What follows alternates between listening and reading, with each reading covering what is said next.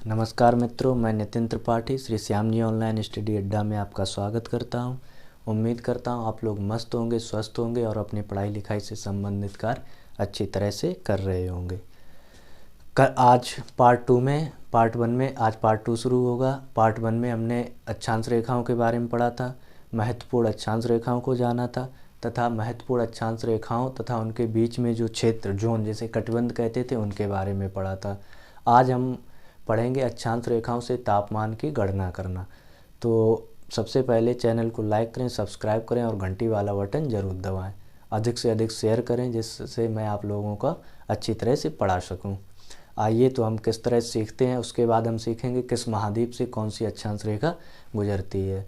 उसी में हम बताएंगे कि डाली डाली पे आम से क्या है, डाली डाली पे आम से किस प्रकार ट्रिक है और किस तरह से हम इसे लाइनों में याद कर सकते हैं, मतलब मुँह ज़बानी याद कर सकते हैं कि किस महाद्वीप से कौन सी रेखा गुजरती है। तो आइए देर ना करते हुए मैं सीधा टॉपिक पे पहुंचता हूं।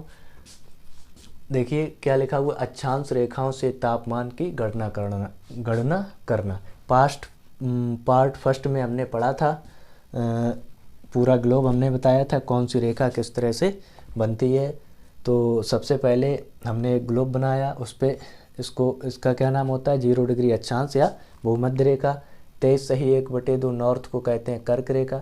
66 सही 1/2 आर्कटिक व्रत को 66 सही 1/2 नॉर्थ को आर्कटिक व्रत और उत्तरी ध्रुव 90 डिग्री को उत्तरी ध्रुव कहते हैं। उसके बाद दक्षिणी ध्रुव भूमध्य रेखा जो है उसने ग्लोब को 2 पार्ट में डिवाइड किया, उत्तरी ध्रुव और दक्षिणी ध्रुव। 23 सही 1/2 साउथ को मकर रेखा कहते हैं। 66 सही 1/2 साउथ को अंटार्कटिक व्रत कहते हैं। इसी तरह 90 डिग्री साउथ को दक्षिणी ध्रुव कहते हैं। तो इन सभी रेखाओं से किस तरह से हम तापमान की गणना करते हैं, आइए समझते हैं। सबसे पहले हम यहाँ पे सूर्य बनाएंगे। ये इस तरह से हमने एक सूर्य बनाया, इसका सूर्य।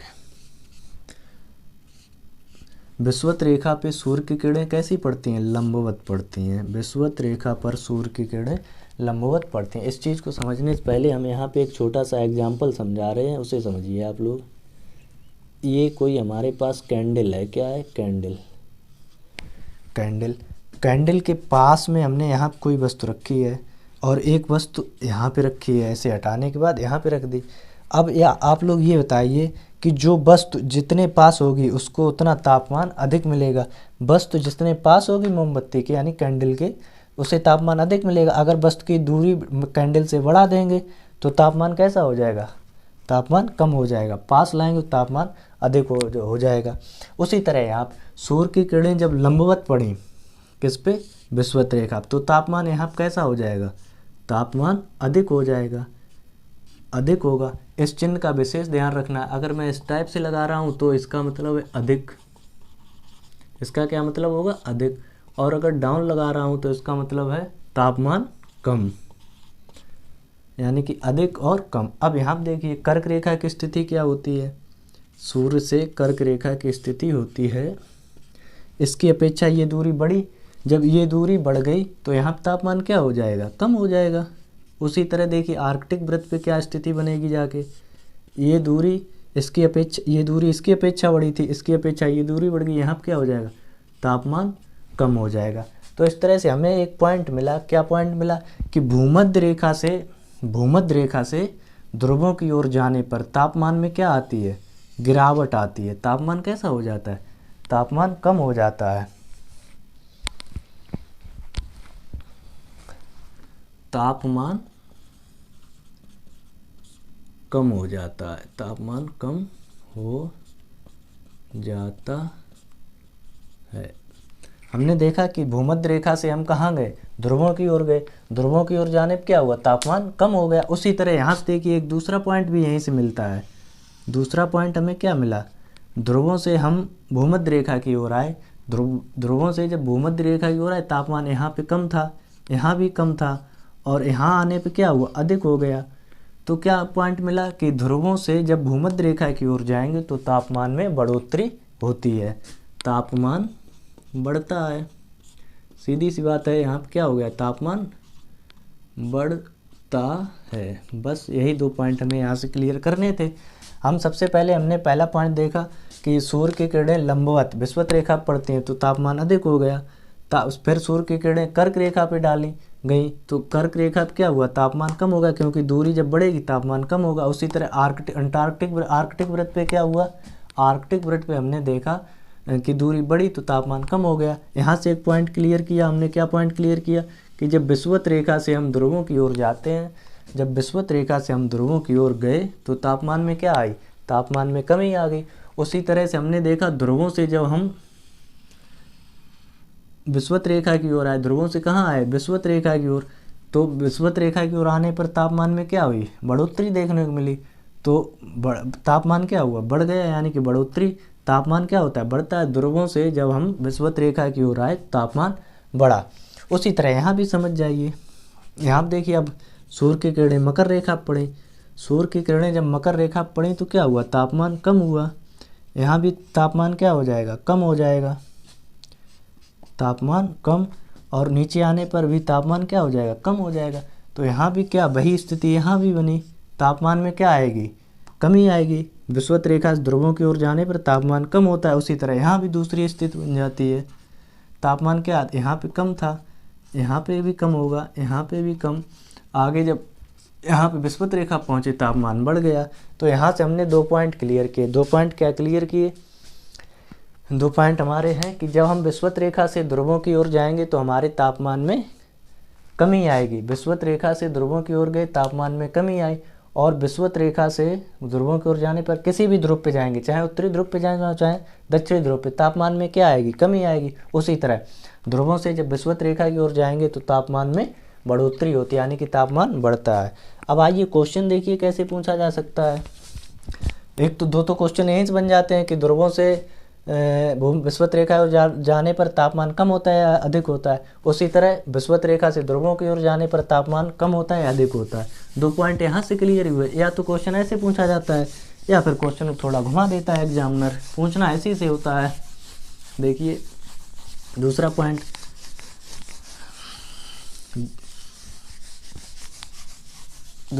एक क्वेश्चन बना के पूछा गया है कि यहाँ से हमें बस याद रखना है क्या, जैसे क्वेश्चन पूछा गया, यदि ए शहर की अक्षांश रेखा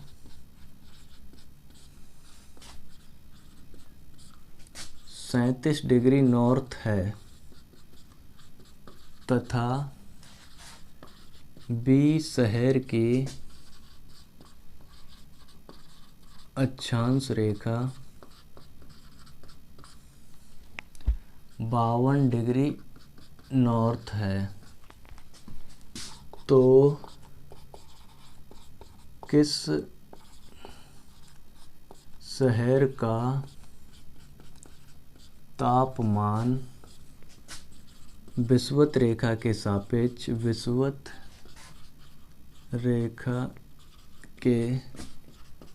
सापेक्ष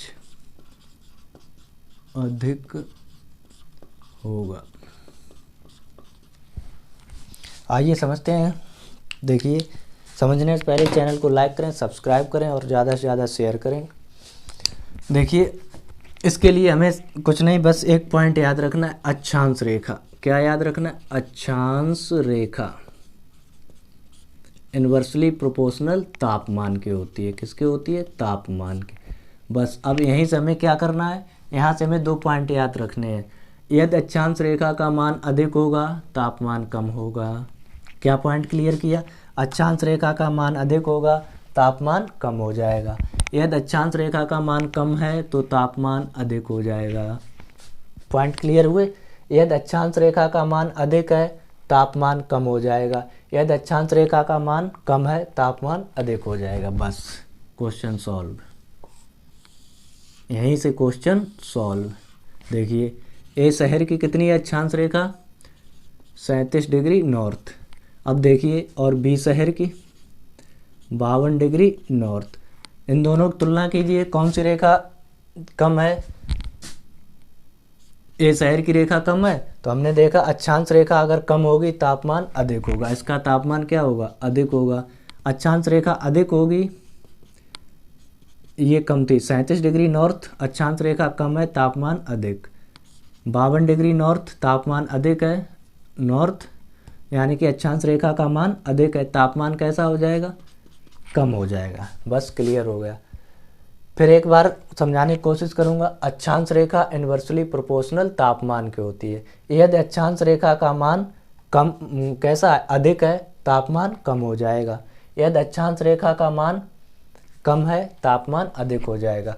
अब हमने देखा ए शहर का तापमान 37 डिग्री नॉर्थ और बी शहर का तापमान 52 डिग्री नॉर्थ। हमने दोनों शहरों की तुलना की। दोनों शहरों में हमने देखा, क्या देखा कि 37 डिग्री यानी कि ए शहर का तापमान कैसा है, ए शहर की अक्षांश रेखा कितनी है, 37 डिग्री, और बी शहर की 52 डिग्री नॉर्थ।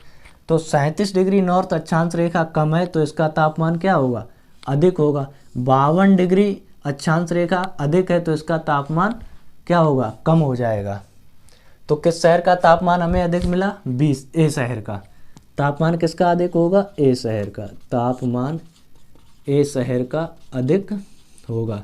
इतना भी करने की ज़रूरत नहीं थी, हमें यहीं से केवल ये फार्मूला याद रखना है, अक्षांश रेखा इन्वर्सली प्रोपोर्शनल 1/, तापमान। इसमें याद रखना है अक्षांश रेखा का मान अधिक, तापमान कम, अक्षांश रेखा का मान कम, तापमान अधिक। यहीं से क्लियर हो जाएगा, कुछ लिखने की ज़रूरत नहीं।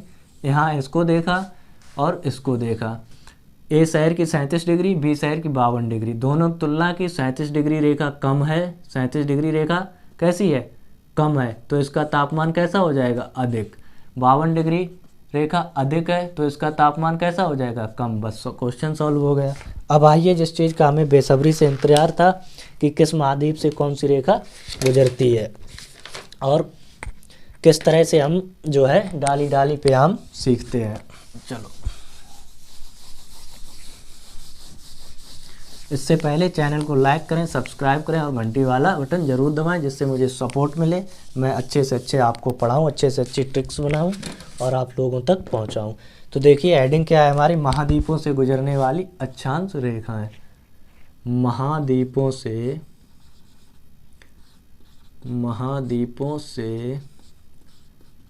गुजरने वाली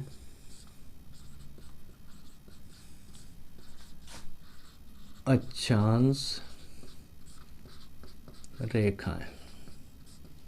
हेडिंग है हमारी महाद्वीपों से गुजरने वाली अक्षांश रेखाएं। ट्रिक क्या है हमारे पास, ट्रिक है, देखिए भाई, ट्रिक डाली पे आम। क्या ट्रिक है, डाली डाली पे आम। बस इसी चीज़ को याद रखना है। हमने देखा महाद्वीपों से गुजरने वाली अक्षांश रेखाएं, ट्रिक डाली डाली पे आम। अब हम इससे सीखते हैं इसे कैसे मेंशन करेंगे। तो सबसे पहले हमें महाद्वीपों को लिखना होगा। सबसे बड़ा महाद्वीप एशिया महाद्वीप, एशिया। फिर कौन सा है, अफ्रीका। अफ्रीका के बाद उत्तरी अमेरिका। कौन सा, उत्तरी अमेरिका। इसी तरह से दक्षिण अमेरिका। फिर कौन सा आ जाएगा, एशिया, अफ्रीका, उत्तरी अमेरिका, दक्षिणी अमेरिका। फिर आ जाएगा अंटार्कटिका, अंटार्कटिका।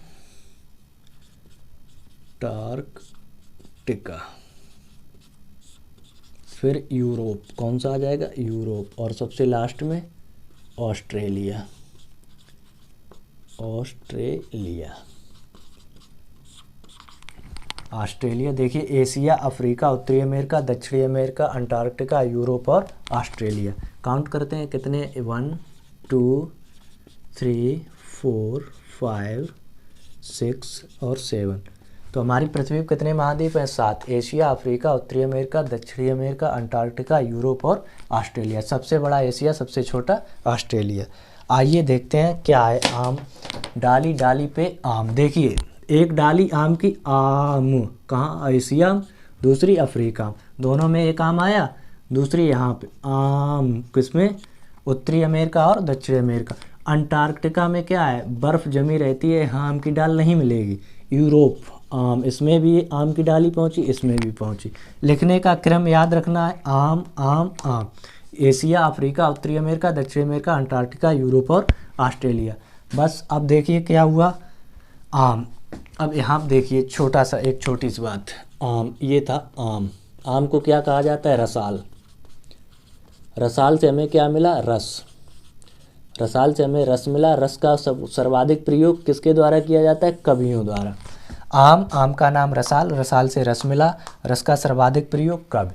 तो हमें लिखने का क्रम याद रखना है, कवि, और यहाँ पे कवि।